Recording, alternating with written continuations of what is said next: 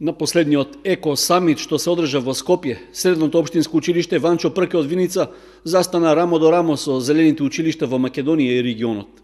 По трет пат го доби високото признание за Еко училиште, односно статусот зелено знаме од страна на Министерството за образование и наука и невладината организација ОХО.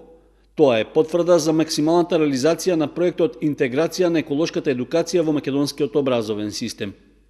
Ваквите квалификации се потврда на почитувањето и имплементирањето на 4 еко стандарди, што се прилагодени со наставната програма за средно образование, како и континуираното учество во многу еколошки акции, како што се Македонија без отпад и засади дрво за мир.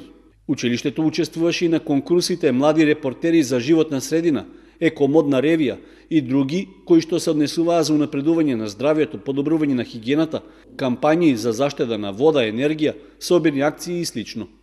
Придобивките од еко програмата се евидентни, при што зголемена е одговорноста и свесноста за здрава еколошка средина и позитивна клима во училиштето, а зголемена и мотивираноста и вклученоста на учениците и вработените за еколошки активности, при што се остварени финансиски заштеди. Се очекува и во наредната година во Виничкото средно училиште да се реализираат покрупни еко проекти.